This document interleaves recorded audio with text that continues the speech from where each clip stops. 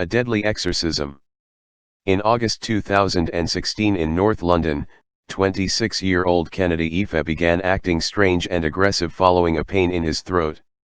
He reportedly bit his father, threatened to cut off his own penis, and complained of a python or snake inside of him before his family restrained him to a bed with cable ties and excessive force.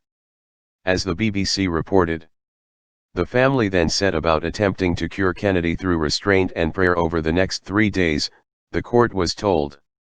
His brother, Colin Ife, told police. "It's clear that thing was in him, what we believed was a demon because it was not natural.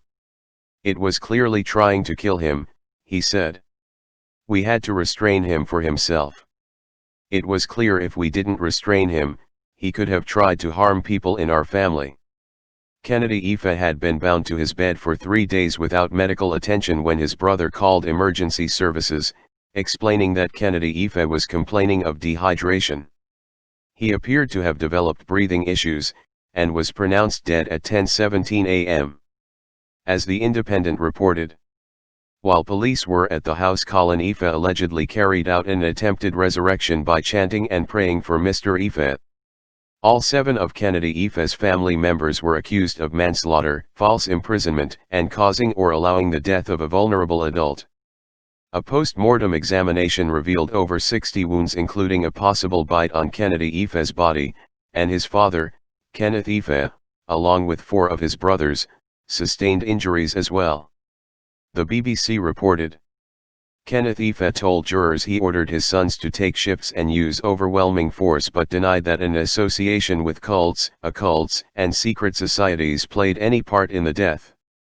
After a 4-day jury deliberation, all 7 family members were cleared of charges on March 14, 2019. Dead animals in the walls. When the Bretzus family decided to insulate their home in Auburn, Pennsylvania in 2015, they discovered that it had already been with scores of dead animal carcasses.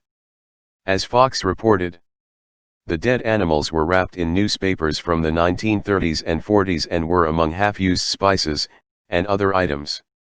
After removing the items, they sent hundreds of artifacts and carcasses to an expert in Kutztown. The expert attributed the rotting animals in their walls to powwow or Dutch magic, a ritual originating in the culture of the Pennsylvania Dutch to treat ailments and gain physical and spiritual protection.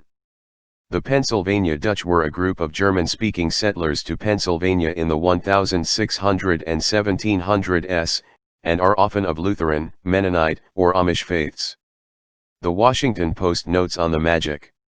Many of the spells deal with the care of livestock, finding water, or the treatment of minor ailments, reflecting the conditions and concerns of early American settlers. But powwow also has within it a tradition of darker spells, and even of such things as conjuring demons. One notable ritual in their tradition is this hex to create loyalty in a dog. To attach a dog to a person, provided nothing else was used before to effect it, try to draw some of your blood, and let the dog eat it along with his food, and he will stay with you. The mold found on the rotting carcasses in the Bretzus home has caused illness among the family members, and they say that the odor hasn't gone away. Florida devil worshipping. Friends noticed that Danielle Harkins, a 35-year-old schoolteacher near St. Petersburg, Florida, started acting strangely in June of 2012, developing an interest in demonic rituals. Soon after, she was arrested for abuse of 7 of her former students, as the Tampa Bay Times reported. Danielle Harkins told the kids they needed to rid their bodies of demons as the group gathered before dusk Saturday around a small fire near the St. Petersburg Pier. They should cut their skin to let the evil spirits out, police said she told the children. Then, they needed to burn the wounds to ensure that those spirits would not return. When Harkins held a lighter to one teen's hand, wind blew the flame out, police said. That prompted her to douse his hand in perfume before setting it on fire. The boy suffered second-degree burns, police said. Another teen was cut on the neck with a broken bottle, police said. Harkins used a flame to heat a small key, which she then used to cauterize the wound. The police were notified because a friend of one of the students who participated in the ritual raised alarms. However, none of the students themselves told their parents about the event or would comment following the arrest of Harkins for aggravated battery and child abuse. NBC reported. Investigators said they've spoken to Harkins, but she didn't spell out what type of religion would require such drastic measures. She hasn't informed us exactly what she was trying to accomplish with this, Poots of the St. Petersburg Police Department said. The death of Elisa Lam. Elisa Lam was last seen on January 31, 2013 in the lobby of the Cecil Hotel in downtown Los Angeles. She was vacationing through the West Coast, documenting the trip on her blog, and checking in with her parents every day. On January 31, those calls stopped. Lam had vanished. Soon the police were involved and her parents arrived to help with the search. They had nothing. That February, LAPD released elevator surveillance footage of Lam before her disappearance. The footage shows Lam behaving strangely in the elevator, appearing to talk with invisible people, peering around the corner of the door, crouching in the corner, and opening and closing the door. But what exactly is going on in this video raises more questions than answers. Theories range from psychotic episodes, to demonic possession, to unknown assailants just out of the camera's view. Around that time, hotel guests started reported weird things happening with the Cecil Hotel water supply. As CNN reports, the shower was awful, said Sabina Bao, who spent 8 days there during the investigation.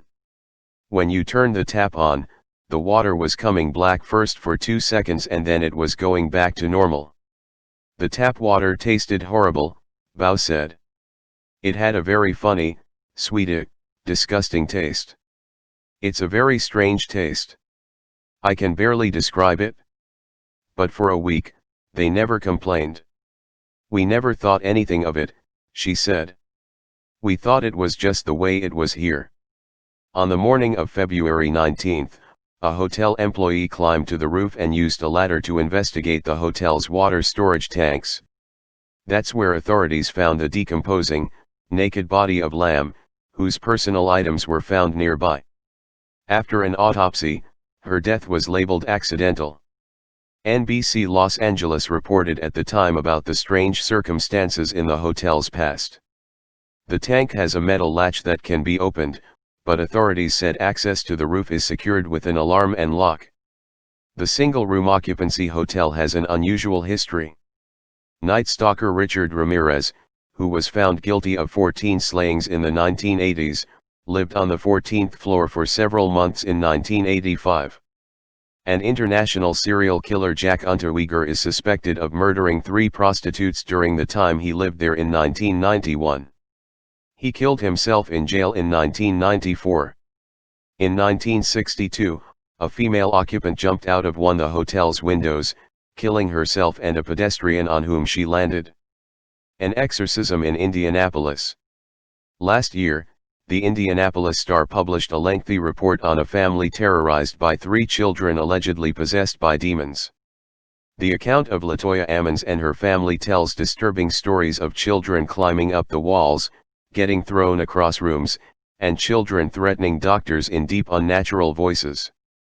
It would seem like something straight out of a movie, a work of fantasy, except all of these accounts were more or less corroborated with nearly 800 pages of official records obtained by the Indianapolis Star and recounted in more than a dozen interviews with police, DCS personnel, psychologists, family members, and a Catholic priest. One of the more chilling sections of the report includes a segment about the possessed 9-year-old. According to Washington's original DCS report, an account corroborated by Walker, the nurse, the 9-year-old had a weird grin and walked backward up a wall to the ceiling. He then flipped over Campbell, landing on his feet. He never let go of his grandmother's hand. Another segment of the piece reads, the 12-year-old would later tell mental health professionals that she sometimes felt as if she were being choked and held down so she couldn't speak or move. She said she heard a voice say she'd never see her family again and wouldn't live another 20 minutes. Utah murder-suicide. In September of 2014, a Utah teen returned to his home to find his parents and 3 siblings dead. In a notebook, A to-do list had been scribbled on the pages.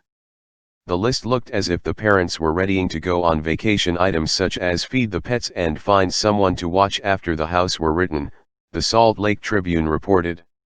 It appeared to be murder-suicide, but there was no suicide note, no prior indication that they would do this, no explanation. Police could not figure out why two parents would kill themselves and 3 of their 4 children. For a year, no one knew exactly what happened to the family, or what would drive the parents to do something so unthinkable. In January, police released more chilling details in the case. According to accounts from family members and an investigation by police, the parents were driven by a belief that the apocalypse was coming and an obsession with a convicted killer. As the Washington Post reported, friends and family told police that the parents were worried about the evil in the world and wanted to escape a pending apocalypse. But most assumed they just wanted to move somewhere off the grid. Investigators also found letters written by Christy Strack to one of the state's most infamous convicted killers, Dan Lafferty, who was convicted in the 1984 fatal stabbing of his sister-in-law and her 1-year-old daughter. According to trial testimony, he killed the victims at the order of his brother, Ron Lafferty, who claimed to have had a revelation from God. The story became a book called Under the Banner of Heaven. Police said Christy Strack became friends with Dan Lafferty, and she and her husband even visited him in prison. The Phone Stalker. In 2007, ABC News documented a series of cell phone calls to families with terrifyingly specific death threats. The unidentified callers knew exactly what families were doing and what they were wearing. The families say the calls come in at all hours of the night, threatening to kill their children, their pets and grandparents. Voicemails arrive, playing recordings of their private conversations, including one with a local police detective. The caller knows, the families said, what they're wearing and what they're doing. And after months of investigating, police seem powerless to stop them. This went on with the Cooknell family for months, who reported a caller with a scratchy voice threatening to slit their throats. When the Fircrest, Washington, police tried to find the culprit, the calls were traced back to the Kuykendall's own phones even when they were turned off. It got worse. The Kuykendalls and 2 other Fircrest families told ABC News that they believe the callers are using their cell phones to spy on them. They say the hackers know their every move, where they are, what they're doing and what they're wearing. The callers have recorded private conversations, the families and police said, including a meeting with a local detective. The Watcher. After moving into their $1.3 million dream home, a New Jersey family started receiving creepy death threats from someone who identified themselves as the Watcher. As CBS News reported earlier this year. Since moving in, the owners said they have received numerous letters from the mysterious person. The Watcher claimed the home has been the subject of my family for decades, and I have been put in charge of watching and waiting for its second coming, Castro reported.